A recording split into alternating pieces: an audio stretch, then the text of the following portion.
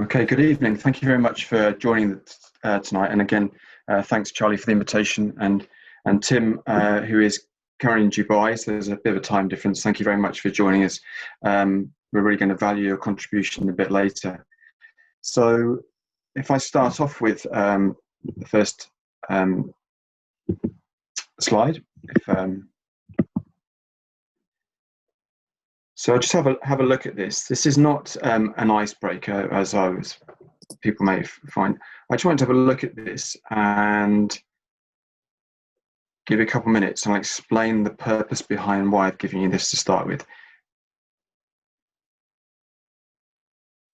So you can look at either the left-hand side with the boxes or the right-hand side with the kind of mind-challenging puzzles.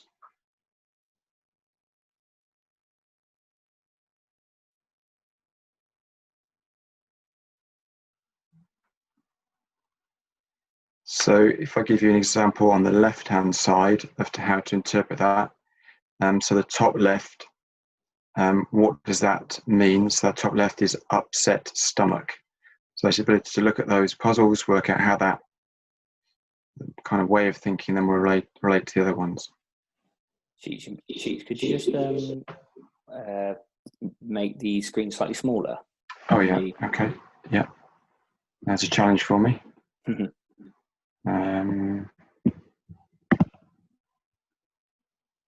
Oh, that's cool. I was just checking nothing at the bottom had been cut off, but it looks like number 3 was last point, wasn't it? That's fine. Yeah, number 3 is the last one, yeah. Sorry, I think they all fit on there. Yeah, cool. Okay. There's a question from Leslie, which I'll just take, just so maybe it's around about the questions. If that's... Leslie, you got your hand raised, so I'm not quite sure if we can unmute you and see, or you'd like to put your question in the question box, the chat box.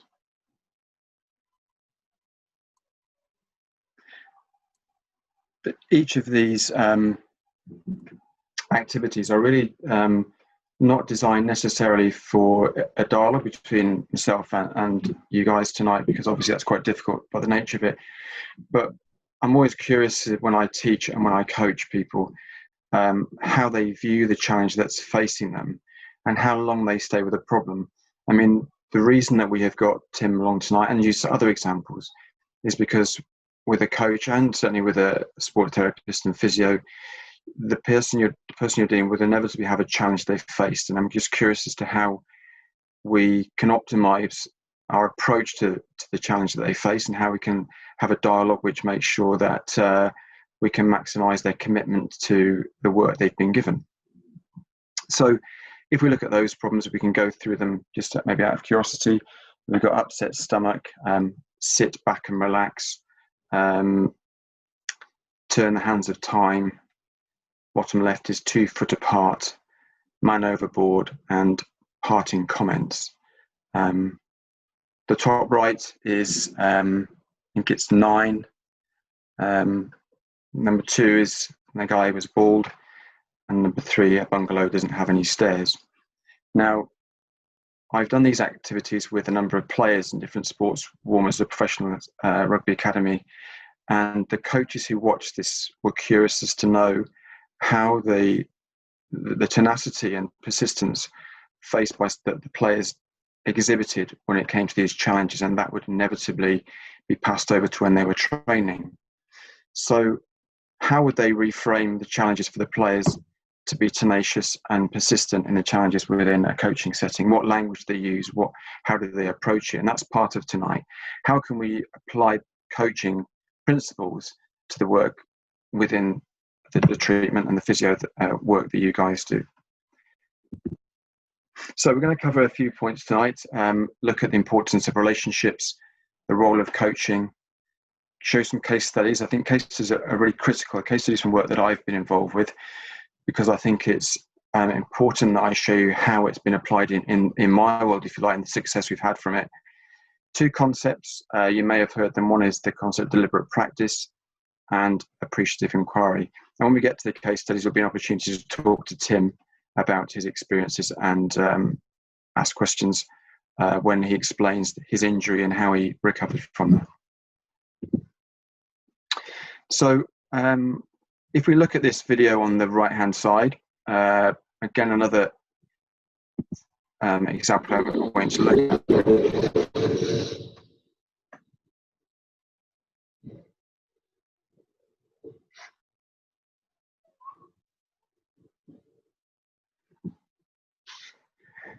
This is the girl's new Christmas present.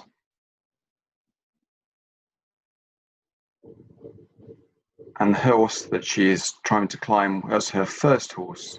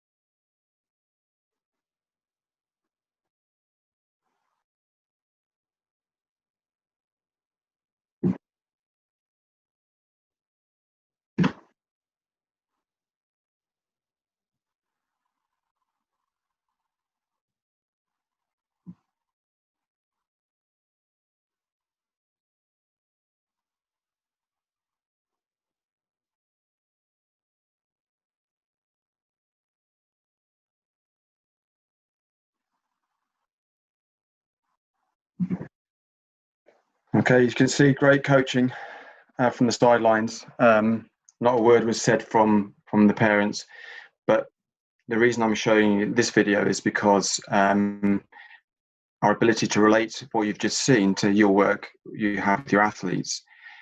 I think sometimes that, certainly in the work that I've seen with other coaches, that it's the why am I doing this, which is often missed and yet so critical. If we set a goal for somebody we're working with that is meaningful to that person, the tenacity of that problem, the persistence is exhibited much more. Understand the consequences of the application of effort and the work with them, and making sure that the end goal is clear for them, and also that you're setting them the small steps along the way. They inevitably there'll be steps, but the end goal is worth it. And it's really important when you're coaching and with players that you never lose sight of the end goal, but aware of the steps along the way. Now, I'm just curious as to watching the child in that film about their setback, how they deal with adversity. And I think when it comes to resilience and adversity, put out on the frame there, is that we're resilient to things that matter to us. It's very difficult to exhibit resilience to things that are not important. And so when you're dealing with athletes, it's the ability to frame the end goal, to understand how important it is for them to recover, what is their drive, and work along those lines about giving tasks that are related to the end goal, making sure that there's a real clear dialogue between yourself and the athlete, and making sure that it is an understanding of purposeful and meaningful approach to the work that you do. Just another short video here. It's less time, but it's the same thing. So imagine here that Jacob, one of my former students in the video here, is an athlete. What is it about the drive that he has to go from the bottom rung to the top?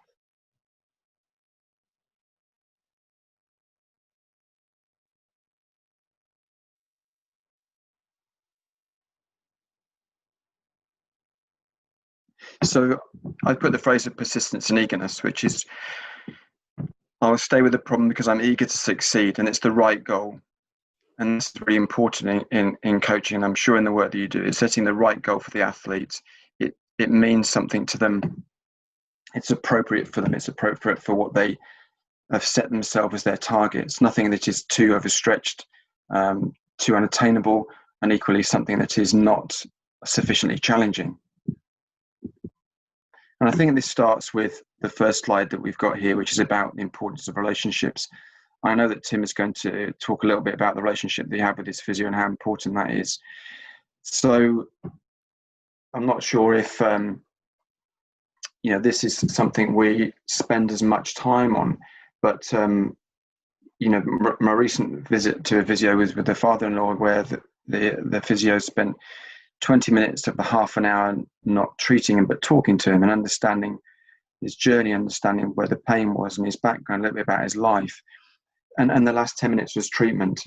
Never underestimate the importance of this relationship. It is, as it says in the quote by Brett Bartholomew, it is absolutely a foundation. What is my rapport with the person I'm treating? And I've put some points down there which are critical to that strengthening of relationship, because if you're going to have a long-term relationship with your patient, because it can be ongoing, not just the immediacy of treatment, do you understand what their expectations are? Do you understand that it's a shared purpose? We're on this journey together. So I'm absolutely holding your hand through that. And trustworthy. I'm just going to ask Tim, we spoke about trustworthiness before. Is it okay if we can just relay what that felt like for you? Yeah, for sure. Matt Papworth is someone I knew for a long time who was my physio, and the hospital tried to push another physio on that I didn't know. I knew nothing about him. And Matt had seen me through the years of having many different injuries. So I trusted what he had to say, and I didn't feel comfortable going on a pitch if he told me that I shouldn't be playing. So for me, having someone that I trusted, inside out, it was the most important thing about my recovery, that I could actually trust if he said go for a run, that he thought I could do it, and then that would back me to do it. So I mean, we've used this word of trusting in a coach-athlete relationship and a physio-athlete relationship. It's a good question to ask, to somebody who's on the other end of it. That's describing what does it actually feel like. And that's quite a deep question, isn't it? You talked about going on the pitch. What does trust feel like? I think it was around about how could you describe that once you go on the pitch? For me, so if there was a physio I didn't know, let's say, for example, after I had this injury, Matt knew my injury inside out, and to start, I couldn't even run without having my ankle strapped. I'd have like an anchor strap around my ankle, and I couldn't even go out on the pitch. But the fact that, and if somebody else had to do it, I couldn't play. So for me, having Matt there and Matt knowing what my injury was, just to know that he was on the side of the pitch if that came loose, and psychologically I couldn't play because I thought it was not doing its job anymore. Knowing that he was on the side of the pitch and knowing the inside out kind of gave me the confidence just to get back in and do my job, because having an injury is something where an injury like that, you don't want to get back on a pitch, and you don't want that playing in your head. So you want the least amount of thought about it as possible in your head, and having him there just put that trust in, just knew that I could play and not have to think about it because I knew he was by the side. Yeah, I mean, that's I think that's critical. I mean, these 5 points within a relationship are clearly understanding expectations. What are we both working towards? What do you really want from this? And falls that if the difference between expectations and outcome. If you have high expectations and a low outcome, confidence can fall away. So it's about realistic expectations, not setting things that are too far beyond the capacity of the person you're working with, and making sure that it is a shared purpose. There is, imagine that you're feeling that pain yourself. In other words, you want to celebrate the end goal as much as the person you're with. Demonstrate an interest. From a coaching perspective, I've dealt with a player who was came to talk to me, and I said, "What do you do when you're injured?" And he said, "I play the drums." And it's actually being able to have a conversation outside of the sport, not just about the sport. They are more than that. Demonstrate an interest in their life beyond the sport that they're working towards, and authenticity. And this is really important. The real you. I've not just spoken to Tim, but many players and that they get the coach. It's the coach that's the driver, the particular person. It's rugby, but it actually is the coach, the real person, and that's what they're drawn to. So these are some things which I again have I've put down, and in my work, it's actually a question of really things that give you greater insight. And I've been fortunate to teach and coach people from different backgrounds. And I think these questions are ones that are worth exploring before the treatment starts. Sometimes a coach will validate themselves by the knowledge of the sport before the more holistic view of the person they're dealing with. So the tactical side of it will take care of itself, but I want to understand who's in front of me. What's important to you, what's important in your life, what's important outside of getting you back onto the pitch or into the sporting arena. What's happening in their life that could influence my approach. That could be things like work commitments, it could be relationship issues, it could be travel to training. This is really it's important to understand that there isn't a linear approach to rehab, there's a linear approach to coaching. And how can they understand the impact of their life experiences? So what have you experienced before? If this is your first injury, it can become quite traumatic, and it's actually about thinking, right, we've never been here before. So a lot of faith is required. And Tim's example is, well, I've had this before, I've been there before, and you can actually do a lot with that in terms of, I can reflect upon what it was like, I know what to do and know what worked. And treating it's about understanding the individual. So it's no one size fits all. Even with the group of people I teach and coach, is actually understanding the individual is critical. Okay, so I've got some examples from coaching. I'll show the first, then we're going to talk about Tim's background and his story, share his story, and then if you've got any questions. So if I explain the first one. So I went up to the English Institute of Sport, I think it's around about 5-6 years ago, actually, to work with a physio who had to work with the boxers. Now, the boxers on the Olympic program had to have a series of education sessions really around well-being and looking after themselves. This one was on feet, and the physio kind of dreaded this session because he knew that some of the people they were working with hadn't had particularly good experiences at school, didn't want to sit down, they're much more active, and thought, I've got to teach these guys about the importance of feet and foot care. How am I going to deal with it? So we did a session. We did something called Affinity Mapping, which is where you explore the themes around foot care and what emerged and how you could reach out to these boxers. So 4 themes came up, which were footwear, anatomical structure, hygiene, and performance. Now, we spoke earlier about being relatable. How can I understand you? How can I understand your purpose? How can I almost enter your world so I have a greater understanding of the impact of this session on you, understand your previous learning? How can I make this engaging for you? So the 4 themes. So the first one was footwear. So we decided to go to a boot sale and buy a variety of shoes, from plimsolls to high heels to Wellington boots. Asked them to bring in a variety of footwear, and the first 15 minutes of the hour session were around wearing different types of footwear. So, high heels, Wellington boots, plimsolls, hard walking shoes, trainers, and so on, to just understand the importance of footwear. So it's quite light-hearted, trying different things.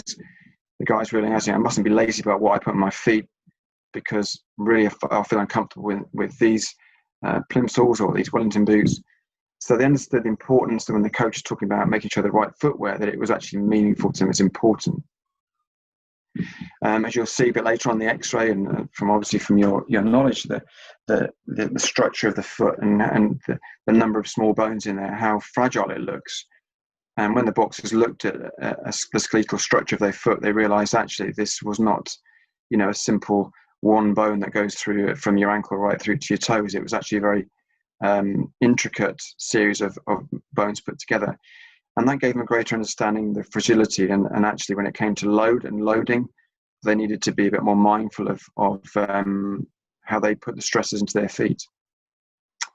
Hygiene, that's another thing we spoke about. So the next 15 minutes of the hour session, we looked at the importance of foot hygiene and how to burst your own blisters, how to burst someone else's blisters, how to keep your feet clean. What are the likely things? Why is it important to keep your feet clean? Again, quite light-hearted.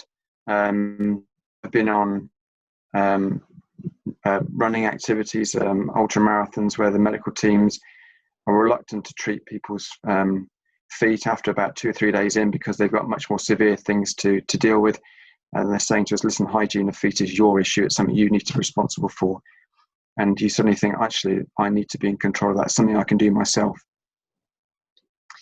And performance in the last part of the 1 hour session was about providing the boxers with a very short and sharp 15-minute skipping footwork session.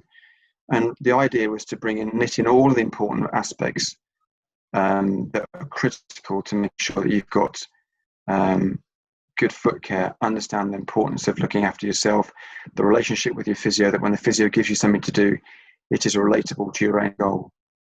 And the physio had said, look, I wasn't able to reach them. My session was too anatomical, it was too clinical. And I said, well, how can we relate to those people in front of us more? Broke it down to 4 chunks, 4 areas that we always were important, make it interactive, make it quite light-hearted, but also leave that important message. This is the last one that I'll show you before we move on to Tim's sort of case study. So on the left-hand side, you've got an athlete called Hope Gordon, and this was the first day up in Scotland when I flew up to watch the coach work with her on her first day. She is an amputee, and this first day on the water as a canoeist. She'd previously done rowing, and I was invited up to think about how I could support the coach in giving ideas, some creative thinking, and working with this athlete long term. So on the left-hand side, you can see the tentative nature that Hope has within the water.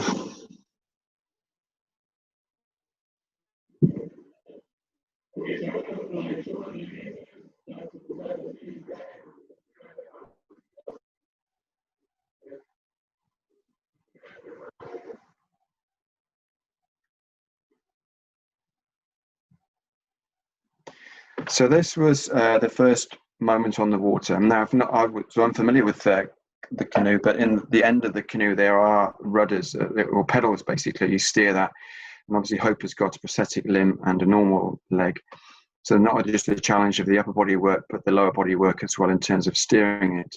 100 meters further down, the canoe capsized, and we had to bring Hope to the side of the canal bank. So that changed the afternoon session. I looked at how the team, which you mentioned earlier, the community, people who surround Hope, can support her in her kind of aspirations to become, the best in her category in canoeing. So you can see on the right-hand side. So I thought the best thing I can do is throw tennis balls at her head.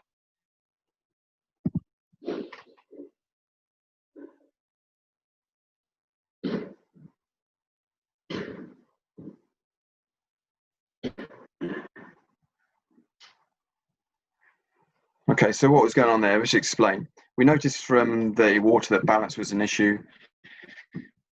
I understood. I spoke to the coach about how you would be paddling the water, how your body position would be when one arm was up and one arm was down, the instability that water provides, and we gradually made the gym session more and more unstable. And the idea behind the tennis balls was to give a stimulus to ensure that the sort of reach with the hand and the paddle was a quick one, and it was targeted at the body, the position the paddle needed to be in. It was designed to also make Hope work on her balance. We start off on the floor, and we went from the floor to a Swiss ball and to a Bosu. It was something that we hadn't done before. It was an idea that I came up with, and we wanted to make sure that we could engage with Hope by giving her real, purposeful, engaging activities. There was just a dialogue between us, and if ever Hope said to me, why on earth are we doing this, we would be able to justify why we did it. And you can tell by the laughter that was there that there was some not only intense training, but also an enjoyment in what we were doing. So we fast forward on now. and that would have said Tokyo 2020, but now Tokyo 21. And Hope is now going to the Tokyo Olympics, ranked number 1 in her class.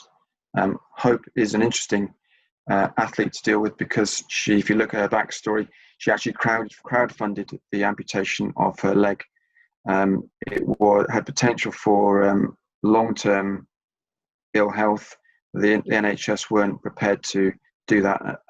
It was a decision that she made, knowing that at some point it may have to happen. So she crowdfunded enough money to have that amputation very young in her life. It's a real mature approach. So what I learned as a coach is I learned to make sure that you really are providing an environment which is that shared journey. You know, her goals had to be my goals, had to be the coach's goals, and the community that surrounded her, from her parents, family, and friends, and so on. And then we move on, and I'm not going to steal the thunder of Tim. I'm going to get Tim to explain the nature of his injury, which I'm sure you can X-rays, you can see the huge trauma.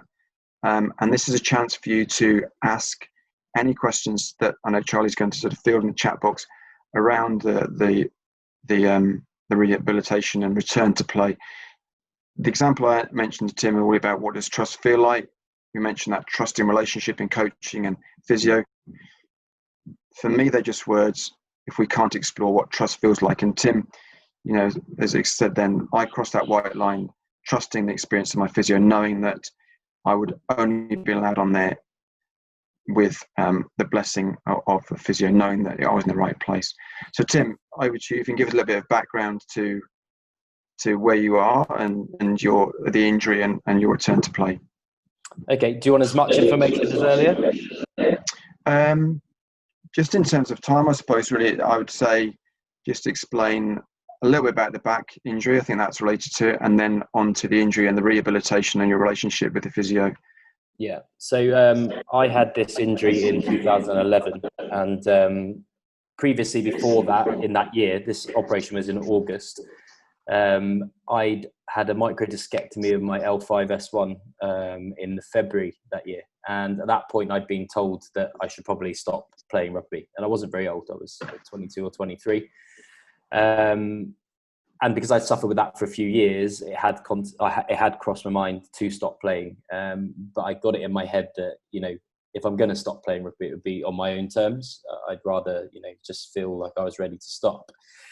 So I kind of went through the surgery and went through my rehab of that, and then got back into pre-season. I think we started pre-season around June time, and then did a couple of months of hard training. My back felt really good, and then I went into a pre-season game. I think we said earlier on we were playing London Irish A's, and made a whole half of the game. I felt great, probably in the best shape I'd been in a long time, and our coach decided to try my hand at 10, and I'm not a natural 10. I'm a centre, so I'm a bit of a just run through people, as you can probably see in this picture. This isn't the picture I broke my foot, by the way. This is just somebody falling down in front of me, and I just caught a good picture of me jumping over him.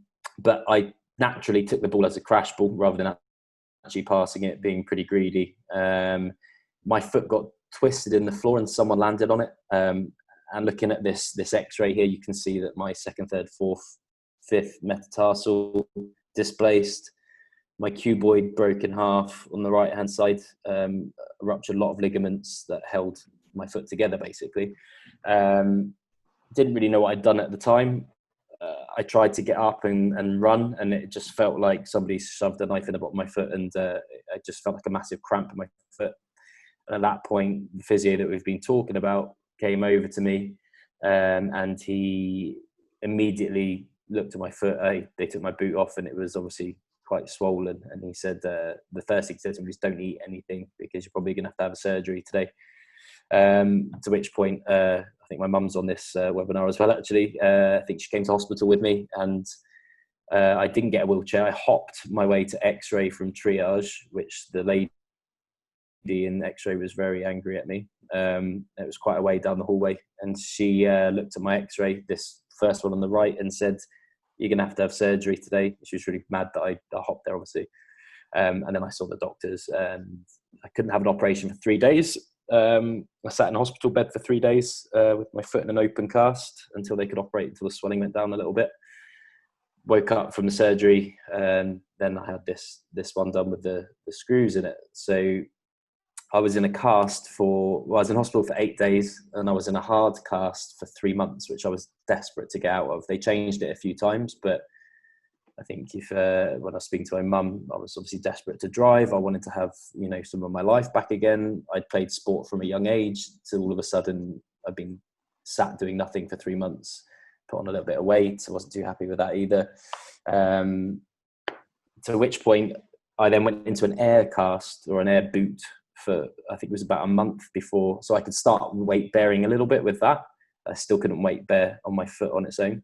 But then I had to have another surgery to have some of the screws removed. So that kind of set me back a little bit again. So at this point, I'm 4.5, 5 months into this surgery, and my foot's not recovered at all. And I had so much atrophy. My calf had disappeared. My quad had disappeared. I couldn't weight bear at all on my leg, really, apart from being in that air cast, and it wasn't functional at all. So then the first thing was the hospital tried to give me a physiotherapist, and they wanted me doing some aqua therapy and trying to get some flexion through my foot, which it doesn't flex. It was fused, obviously, to a point where they took some of the screws out. And then I started walking. That was the first thing I could really do, was walk without a crutch. And like I said, I played sports since I was a kid, really young. I'd never had any time off of it, and to be walking around with a crutch and a foot that was in pieces kind of was psychologically really getting to me. To which point I saw my surgeon again, and he told me that I would never run, I'd never jog, I'd never play sport, and going back to rugby would be a really stupid idea. It would bring on early arthritis, and he's probably not wrong. I might get that at some point, I'm sure. My foot, there isn't a day in my life my foot doesn't hurt, especially when I get up for the first 5 minutes of the day I'm hobbling around. But the real physio that helped me a lot, and the coaches at the club that I was playing for at the time, was this physio Matt that I was talking about, who I had been playing with for 5 years plus. And I trusted him, and he started to, once I started walking comfortably and looking at how my dorsiflexion, the plantar flexion was in my foot, starting to weight bear, started to jog slowly, still doing some aqua therapy as well, so some swimming. My right leg was so small compared to my left, and my left might have even got bigger because I've been weight bearing on that all the time. To which point I had to start rehabbing like my quad and my hamstring and my calf, and that was the time consuming stuff, like real small Peterson step ups, and eventually moving on to jogging once I'd kind of got a bit more stability in my knee. I've also got a flat foot now, so I've got a bit of a valgus knee position. My glute med doesn't fire well, so I can't externally rotate my hip too well. Got a lot of atrophy in my hamstring, my bicep femoris bicep tendon mainly. It's got a lot of scar tissue in. I tend to pull that hamstring quite a lot now. But it was then it just started jogging again. I got a bit more comfortable with that, and I kind of said to myself, yeah, I think I can play rugby again. I think I can start running around. So Matt started taping up my foot, and I started training, and he was putting an anchor kind of strapping around my ankle, and he was making a bit of an arch for my foot, so I felt comfortable, and I had trusted him that he was saying, look, your foot's okay, and not okay. He knew it's not okay, and I knew it wasn't okay. But as soon as I started running around again and started to build some strength back in my legs, I kind of felt really comfortable with, and I trusted him, because he'd helped me with other injuries before. It just kind of led from there, really, and I haven't stopped since. I had a couple of years out just because I moved countries, but I'm still playing rugby today. Still run the 100 meters. I'm a little bit heavier now, nearly 100 kilos, but still run the 100 in around 11 seconds. I think I did some 100 meter work last year. I was running about 11.2, so I haven't slowed down too much, but I have got a lot of problems from all down the right side of my body. Well, my leg mainly. Thank you, Tim. I got a whole heap of questions really, but Charlie, I don't know if there's anything in the chat box you want to bring to the fore to Tim. There's nothing in the chat box at the minute. I've got a couple though, so it'd be interesting see. So, Tim, you mentioned that obviously you weren't. You were told you weren't really going to play rugby again, Right. and then so obviously doctors and stuff had said that. That's advice. And then how do you get from there to then saying to physios or whatever, I want to get back playing, because it must put them into a bit of a situation where you've been told you won't be able to play, and that's the advice. And how does that journey work? So they've got to support you, but we talked about goal setting earlier. The information they've got from surgeons and doctors is not to play again. Your goal that you want to have is to play again. How does that physio, question to you and to Tim and Richard, basically, how does the role of physio, do you think, would help in supporting that to make your goal achievable, but also being wary of the doctor's advice of you can't play again? I think what my surgeon, he said you shouldn't play again. He didn't say you won't. He said, okay, yeah. He said if you were being sensible and you didn't want any long-lasting problems the rest of your life, so you shouldn't play rugby again. You shouldn't run. You shouldn't. So he was doing his job right. He's given me this advice because if I was to start doing it because he said I could, and I turned around to him and said, well, you said this was okay, and now I'm even in a worse state than before. So he was just putting that out there that I shouldn't do this again. He actually uses me today still for case studies as well. He's a very good surgeon. So when he mentioned this to me, straight away it was doom and gloom, and I put my head down and I kind of got a bit depressed about it. And I'd already been told this once I had my surgery in my spine as well. And I didn't want to go against what he was saying, but I just did some research of my own, and I really figured out that, it kind of in my head, I was like, I've got one life, and do I really want to stop doing what I love doing so much? That, again, talking about trust from the physio with Matt, he was like, if it's something you really, really want to do, I've got your back, and I'll help you through it. And I found that helped me a lot, just knowing that somebody else kind of was on my side rather than everybody just saying to you, don't do this, you have to stop. Yeah, that's interesting. Got just a couple of quick questions here that have come through off the back of that then. One from Morgan. So do you still have panic about your foot when playing, or I suppose when playing, or does it disappear when you play? And then how do you sort of mentally prepare now for a game? Yeah, it totally disappears, to be honest. I think when you get yourself in that mindset for a game, the last thing I'm thinking about is injuries. And I've always been that way. I've had a lot of injuries in the past: shoulder problems, ankle problems, wrist problems. I've had an operation on my hand as well. And I just can't, it's not a conscious thing. I don't say to myself before a game, like, don't think about this. I just kind of get myself in the mode that I'm playing now, and I just don't think about it. And I want to play it to my best of my ability. But I used to have my foot strapped all the time. I couldn't even step on a training ground without having my foot strapped. And now I don't have it strapped at all. Something clicked, and I don't know when it was. It was maybe 5-6 years ago. I think it was a few sevens tournaments. My normal physio is not here. I can't have my foot strapped, and now I don't have it strapped at all. And it's all switched in my head that I just don't think I need it done anymore. And I think there was a big psychological effect of that placebo effect, maybe sometimes, of that strapping helping me out. But no, I haven't changed my approach to playing at all. I try and put it to the back of my mind and don't think about it. Sevens tournaments are quite hard, like this Dubai Sevens tournament. I'd go home after the first day and my foot would hurt, like it would ache, and then I had to get up and possibly play 3 games again the next day. So that one thing I'd say is I did have to manage that with some anti-inflammatories and some painkillers, which probably isn't the best thing to do, but a lot of icing as well between games. But actually getting on the pitch, warming up, and I'd forget about it straight away. Perfect. Cool. We've got a couple other questions, but Richard, do you want to move on from this and we can come back to the questions at the end, or what? Time? No, I'm happy to do that. I mean, we can come back to them when we wrap up, if that's all right, Charlie. And I think let's just see what the questions are. I mean, this is really to explore this and to see what comes from it. So if you're happy, we'll go for it. Yeah, happy with that, Tim? Yeah. Cool. So Marie has asked, did that journey of physical rehab affect your mental health at any point? And if so, how? And then if you answer that, and then I suppose how the physio supported you, if it did have any effect, or what was their role in it, would be interesting as well. I guess you could look at it in two ways. I got pretty down about it, and rugby was, where I saw my friends all the time, and you could relax completely, and it was my fun and my thing to do. So yeah, I did get a bit depressed about it.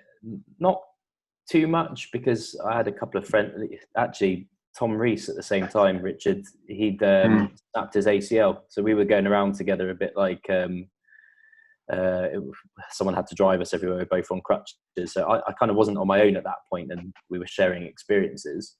I think on the positive side, psychologically, it's kind of made me realize that I can do a lot of things, and it's kind of made me more of a strong-minded individual. And if you look at the job I do now, I'm director of training at a strength and conditioning gym over here in Dubai. I'm not saying that my clients complain a lot or anything, but sometimes people are talking about, weak muscles, tight muscles, and someone's got a bit of tightness, and someone's complaining that they can't do something. It kind of, I can relate with them, or I can kind of put it into context for them and say, look, you've got people like Rich has just been saying, someone that's had their leg amputated and they can still row a canoe. And these people, some people, my clients, can be quite difficult, and they're complaining about, slightly tight hip flexor, and they just want to sit and do nothing. So that whole psychological part of it comes in to play. And I feel that's probably the better thing that's come out of this. It's made me a stronger person. Yeah. And then, so one from Pamela here. So what about your coach? How did he work in partnership with your physio? Obviously, the conflict comes from when coaches want their star players. I think Pamela's assumed you're the star player here, by the way. Yeah.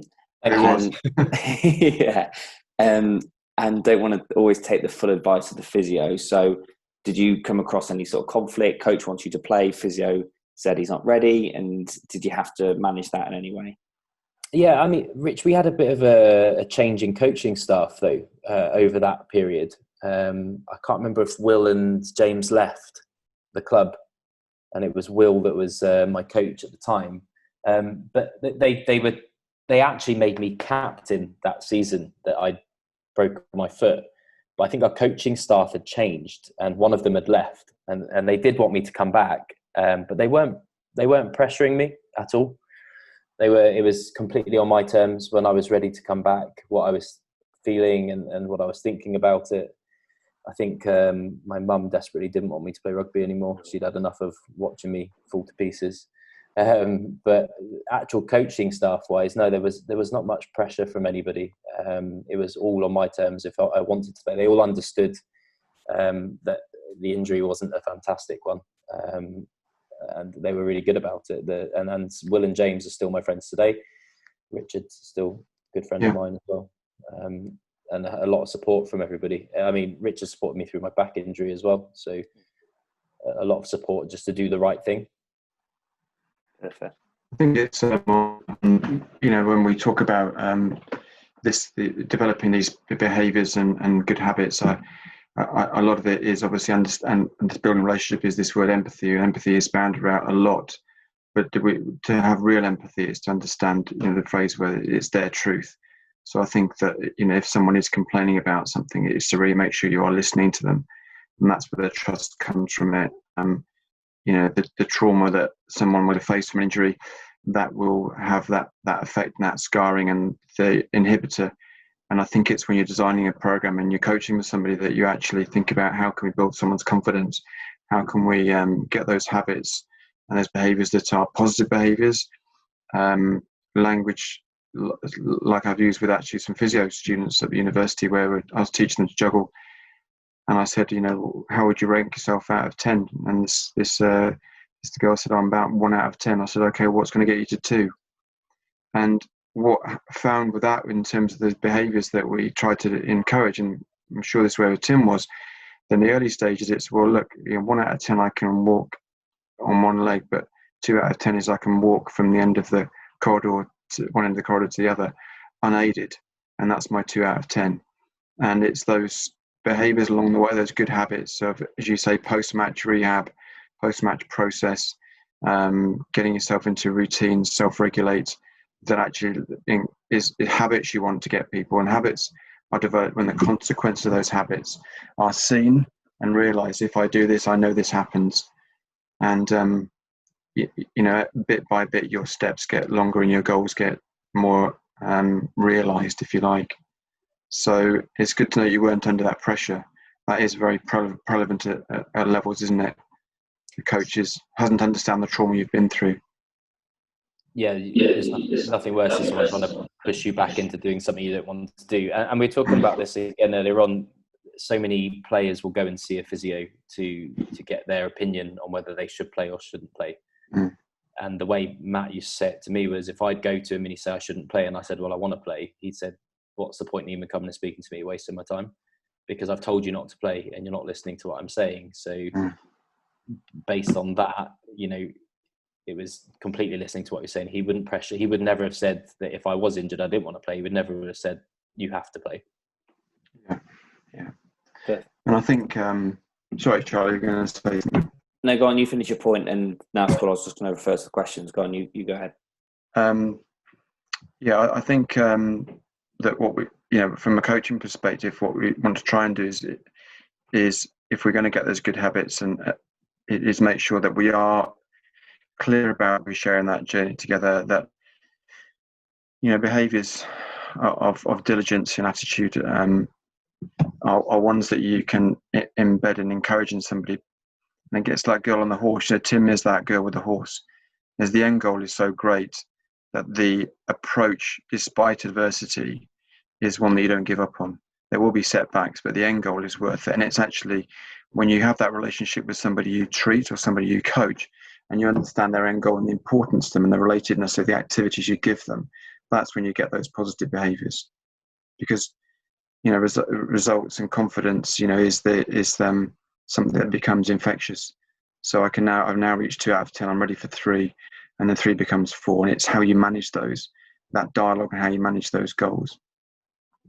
And if you look after, for example, on that, Rich, after 10 for me, so if you were looking at 11 and 12, I actually gained a massive interest in rehab. And at work, this is what I've done for a long time as personal training, is I get all the rehab clients, and I've done a lot of education myself on how to train people who've got specific injuries. So it's kind of led on from me being injured and me rehabbing myself to now helping people. And it's not major injuries. It's just people that come in, they've got tight QL, metaphors, their back's tight. They've had meniscus damage, ACL tears, and they still want to train. It's just understanding and how I can still train these people safely. But that's kind of led on to a big interest of mine now. And I really enjoy that. And I really enjoy the biomechanics side of training and how the human body moves, solely because I've had those injuries in the past. I know how much it sucks, and I know how much people appreciate it when someone listens to what you're saying and they're actually taking an interest in their injury, not just being a trainer that kind of gives someone 20 burpees to do and they've got a torn ACL or a lunge, for example. I'm interested in the one thing that we spoke about, and this is really for something that for the guys who are listening, is that one of the things that Tim first of all says he read about his injury, and I always think that immediately when someone who I coach and who I teach comes to me and says, I've read about this, I've found out about that, can you show me, or I understand this more?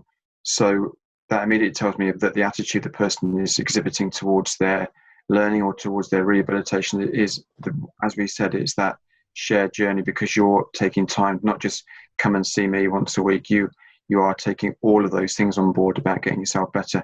How can we get an environment where the person we're treating understands their injury and understands the importance of the behaviours they adopt to their rehab, rather than just becoming dependent upon yourself? I'm very mindful of time, and some questions at the end as well. This is available with Charlie at the end of it. If you look at the concept of deliberate practice, you may have heard the phrase of the 10,000 hours, which to a degree has kind of been a bit blown out of the water. Matthew Syed has spent some time, and Anders Ericsson around the concept of deliberate practice, which is how do we achieve excellence? How, in this case, do we get Tim's state from 0 to 10? And if you look at these 9 boxes on the grid, all of these relate to the habits and the behaviours that you want. You want someone to exhibit that commitment and intensity. So if they're doing something, their commitment is their timing, their turn up on time. I talk to the people I coach about not just being present, but presence. So they are there, but they are there fully. Self-regulation, which is I know how I'm getting on. I can monitor myself. I'm not entirely dependent upon you. I know what it feels like. I know what good practice feels like. The quality of practice, I mean, Tim mentions about the 20 burpees. Well, yeah, but 10 of them were particularly good. 9 were okay. 1 was average. So it's quality of practice over, it's quality of practice over quantity. Things like diligence. Philip Neville, the former Manchester United player, talked a lot about diligence in his training, and that was attention to all of the things from his hydration to his watching the opposition player that he was going to face that weekend, and tirelessly spend time doing the extra skills that were required. So these are some things to consider when you're working with somebody. And again, that feedback and reflection, encourage them to reflect themselves. So what did you do last week? Can you show them what you did last week? And that guidance, and I think, Tim's example of the guidance is coaching in my is a process of letting go, where you're there, but you're allowing that, giving that, okay, I'm here if you need me, but I'm letting you go. It's a process of letting go, allowing that person to cross the white line and knowing with confidence they're going to be okay, but be there if you're needed. And there's just something that I work a lot with the students and the players and the athletes I work with, specific, goal orientated and purposeful. I'm interested, I understand the person I'm working for, I know where their end goal is, and everything we're working towards is designed towards doing that. So an example recently, one of the last examples before we do some questions, is just actually from my own personal experience recently of my daughter's grandmother having a stroke, and I was talking to her over the phone, and her physio saying, the reluctance and the fear of actually getting up out of the bed and starting that, and saying, okay, well, what are you looking forward to most? And she's looking forward to seeing my own chair, watching television programs that I want to watch, drinking a cup of tea from my own cup that I make myself. Now, that was the driver to get her out of the bed to do a rehab. Okay, and that was the big drive. What is the big drive from the people you're working with? Do you understand the intensity of that drive, the desire to get back into playing? What does that feel like for them? And this is the concept of deliberate practice. It's very, very goal-orientated, very purposeful in the work you give them, as you can see with Hope and with Tim. We're going to just remove the last slide, but this is work I've just done with the discussion with one of the coaches of Northampton Saints. Focus on positive consequences. This was about how they approached their players who were training on their own during the COVID breakdown, when there was no group training sessions. But it wasn't, you need to make sure you're doing this because when you come back, we're going to be testing you. It was a conversation that said, if you do the exercises you're given by your S&C coach each day, each week, the consequences could be that we will come out of this with a team that can challenge for the title. A positive reframing of the consequences of those good behaviours, rather than, listen, don't be the unfittest there, don't let the team down. And knowing the individual. Okay, some people had families, could only do their work at night when the children were in bed. Some people didn't have those particular individual circumstances. So really this is something I call appreciative inquiry, which is, if I took Tim through this and Hope through this, what is it you want to do? Okay, what's the injury? What were you faced with? What would we want that own goal to look like? Design an appropriate program, which is that shared goal, that shared. John Wooden talks about creating a learning partnership where we both work together. And the destiny is, what is our end goal? What would it look like? It's quite a simple stages to go through, but it does what's called self-determined change. I am actually in control of my own destiny because I can drive that with my behaviours and my good habits. Okay, Charlie, I don't know if you've got any questions before we finish, or Tim, or so do you want to talk about this slide at all, or do you want to go straight into questions? Yeah, just my protagonist, self-determined change, is a little lad who actually I've just been watching, and I know his dad, determined to be an excellent rugby player. He's only 10. This is Tommy Bell, ex-Ireland international, who is one of his kicking coaches. He posts quite a lot on Instagram of his training every day and his diligence and his attitude and working against the wind, into the wind, different angles, different pitches. And on the right hand side, you've got George Ford practicing on his own, such to the point now that that's what he aspires to be, that I can practice on my own. But everything that has been on my journey, that if I look back and join the dots up, I've got to here because of those days when I was practicing when others weren't, in conditions that were matching the conditions I'd faced in the game, was critical, was able to understand my own performance, understand what's required of that, speak to, in this case, Tommy, who's a good guide. And the end goal was, is way off at the moment, but it's just very, very important. That's the dream on the right. And Tim's photograph of him running over a player at the Dubai Sevens, I'm sure that was his dream when he was unable to play during his treatment. And I think also just to be aware that the person you're working with has a community surround them that all care for them. That there is the coach, there are teammates, there's a family, and there's a medical staff, and you're surrounded by a community. And it's to make them feel that actually that they're not in isolation. But those four circles outside of you, those four groups outside of you, all are ones that are there to give you that support at times when it's particularly difficult. Okay. So, if there are any questions, and Charlie, if there's anything you'd like me to go over, or no, there's a few good questions actually come through. So I think it'd be good to get some of these answered. There's one from Jack, but I think that's going to be the one to end on, just to let you know. So Sarah's asked one. I'm guessing there must have been a few times where your progress paused or your recovery went backwards a bit. What was it that made you stick with it, and what was it that the physio did to help you keep going during these times? I presume that's in reference to Tim, your injury. Yeah, like Cheat said, most things aren't, definitely it's not linear, is it? You're going to go backwards or plateau and nothing changes.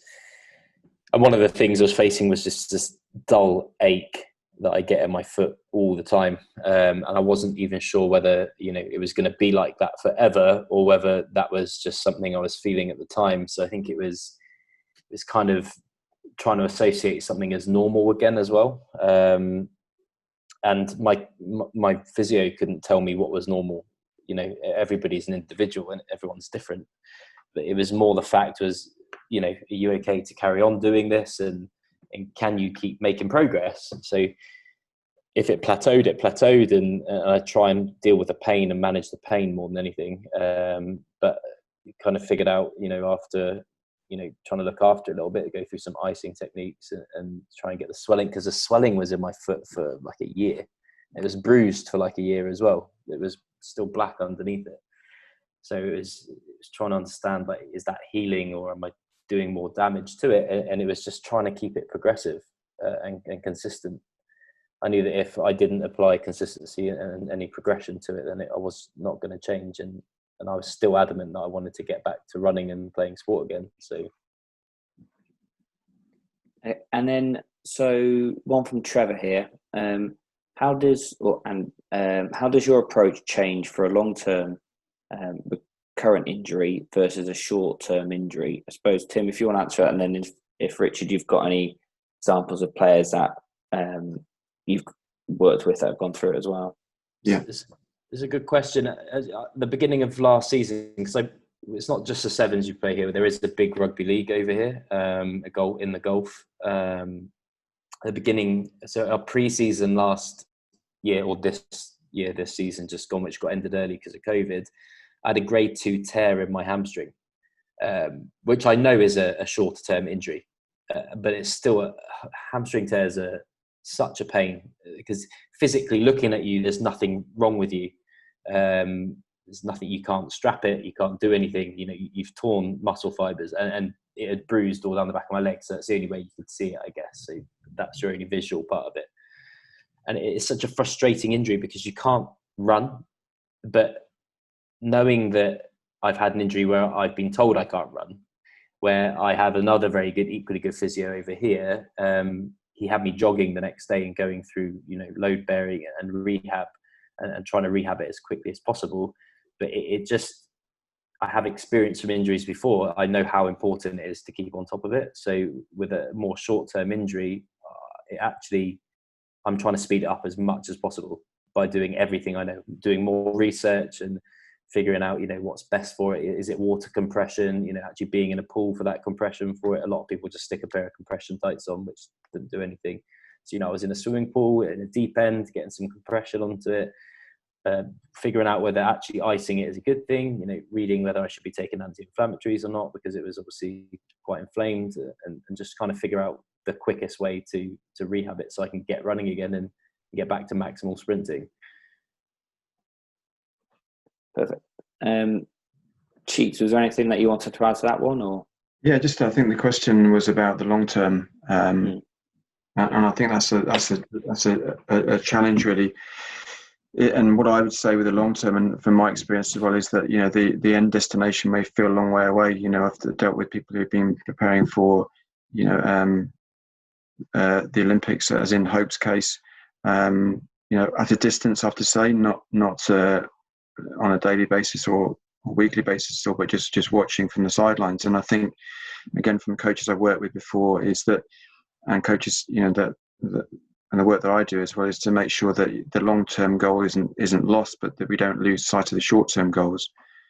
Because if we spend too much time thinking it's such a long way away, how can I maintain motivation? We need to have those goals along the way. Where do we want to be a month from now? What do I want to look back on and say, I couldn't do this before, but I can do it now? And I think that can be lost in terms of the reflections that an athlete can have. It's very much the role of the coach and the physio to say, listen, you remember a month ago we couldn't do this, and we can do this now. That's the important thing about the longer term goals, is that yes, it may seem a long way away, but actually by a continual reflective process and look back on where we were and where we are now, it helps them to understand that breaking that year, if you like, down into months and weeks, thinking actually that we were 1 out of 10, but we're now 3. What goal have we got along the way we can look toward? What can we work towards? So if it's now September, okay, the event isn't until next September. What can we do? Where do we want to be at Christmas time? Okay, perfect. The one from Lisa. So I'm going to slightly reframe this question, if you don't mind, Lisa. So I presume she's a sports therapist, but she's put, what would you feel the same type of trust if you had the same type of rapport with a sports therapist rather than a physiotherapist? I think, especially in the UK here, there's obviously sports therapy, physiotherapy, sports rehab, a few different professions. So I suppose a question to you, Tim, is what did the physio or sports therapist or whatever do to install trust and build the rapport with you? Because I don't know if you've had it if the difference between if it would be a physio or a sports therapist. But basically, I think the point would be is what did they do as a healthcare professional that installed trust between yourself and them?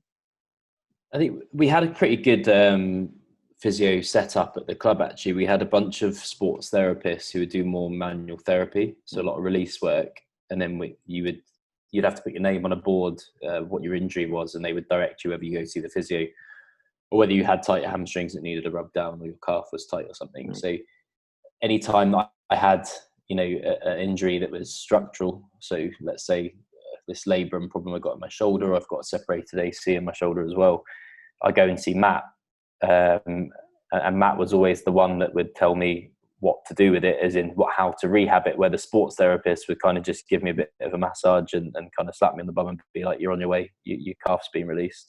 Not saying that that's what all sports therapists are like. That was just my experience with sports therapists compared to Matt, our physio, who would always give me the rehab exercises. He'd come outside with me on the rugby pitch. You know, he'd watch me run. He'd talk to me about what percentages I should be running, how far I should be running. If it was a shoulder issue, talking about, you know, what to do, what not to do in the gym, to, you know, avoid overhead pressing, avoid chest pressing with my shoulder, and the situation I had with it. So it was more that he was going that little bit further to talk to me about my aftercare. Okay. And then, so I suppose this was a good one to end on, if you guys want to have any sort of final thoughts and stuff. But Jack's asked, what was the most positive experience or advice you remember your physio gave to you throughout the rehab? Oh, crikey. Mm-hmm. It would be a bit of a cop-out to say I don't actually remember. It was nearly, I think it was 9 years ago now. Mm. Nothing particularly stands out, to be honest, as the one particular thing that they said to me. I think I focused a lot on the bad stuff, people telling me not to do stuff, as opposed to someone, you know, really driving me forward. There wasn't one particular thing. It was an amalgamation of people being around me, and Cheats being there, and all my coaches being there as well, and kind of just knowing that those guys are your friends and they kind of push you towards it. But I can't think of one specific thing that I was told. I guess maybe that there's people in worse situations than you. So I suppose a point that could raise, and Cheats would be able to answer this, is I suppose it's difficult to get that eureka moment or something that says that's really empowering and motivating at that time. It's more the sort of day-to-day interactions and building the rapport over a longer period of time. But is that about right, Cheats, or how would you sort of look at it from your point of view? It's a really good question, and we spoke to him in the early stages of it. And we talk about learning moments. We talk about moments. I've heard phrases that somebody once said something to me that never left me. As a coach and a physio, you may never know that you have said something. You know, I've said things to students and players and coaches in the past, and they have returned and said, you know, you said to me this once. And I said, I can't remember that. And they said, yeah, it really stuck with me. So it means that those things will stay with somebody. You know, it's a phrase such as things like eat the elephant. You know, if you were to eat an elephant sandwich, you'd think, well, I can't manage it. But if somebody says, well, actually look at the elephant, think of it a piece at a time, that's your rehab.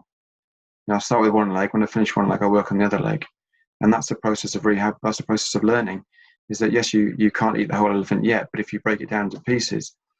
And, you know, I spoke to somebody this morning, actually it was at Skype to New Zealand, and they said, no, I'm just, you know, after 2 hours, I've had enough. I said, well, that's your mind gym. You know, you've been out in the gym for 2 hours. If you'd been in the gym for 2 hours, you'd rest your body, so now rest your mind. And they said, I've never thought of it like that. So sometimes things that you say, as well as significant actions, and Tim spoke about the aqua belt that we use as part of his rehab. Actually, it's moments that you think, I'm glad you've shown me that. And I think that from Tim's perspective, the aqua belt was a very good intervention by, you know, myself and Matt, because, you know, inactive athletes are the most frustrated people. But if you give them an active rehab, where they feel in control of their rehab, and start to do actions like they're going to be doing eventually on the pitch running, then actually that's they call a tipping point as well as a learning moment.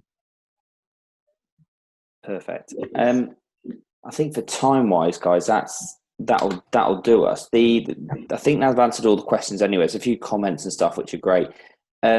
If anybody has any sort of further questions or stuff they want to ask, obviously you got the Richard, your emails there. Tim, we can ping out your details and stuff to everybody afterwards, but do you just want to quickly just mention it now, where they can find you? Or yeah, very easily contactable on Instagram. So my Instagram's Timothy_P_Richards. You'll find my email address and everything else on there as well. So I put a lot of my work stuff on there. It might be a bit boring to some. There's a lot of exercise stuff on there. But yeah, I work. I'm director of a gym over here in Dubai, so give them a follow as well. They're called Body Fitness DXB, and we've got a gym in London too. So it's a strength and conditioning based gym that specialises in body transformations over here. Perfect. And Richard, your details are there on the screen. Yeah, Richard.Cheetham at Winchester, and on Twitter as well. Yeah. Yeah, that's it. And you can make those slides available for, or you can, ask me if anything, or can contact me afterwards, and be more than happy to have follow-up conversations if you want. And thanks, Tim, for coming back and reliving your injury. And I'm not sure if it's bedtime there, but very grateful. Thank you very much for having me, guys. No, it's been brilliant. Yeah, thanks, Richard. Thanks, Tim. Yeah, just to reiterate that, it's brilliant to get your perspective on it. And I think a lot of people watching, it's always great to hear what somebody's gone through and their perspective. And hopefully people viewing have taken a few bits and pieces from this tonight. And like I say, we've got the recording, so hopefully that'll all be fine. And any other follow-up questions, you know how to contact us. But I think we'll leave it there. So thank you, everybody. Thanks, Richard. Thanks, Tim. And see you soon. Thanks, guys. You may have to end the meeting, Richard. Oh, okay. Shall I just press end? Yeah. Okay. Thanks very much.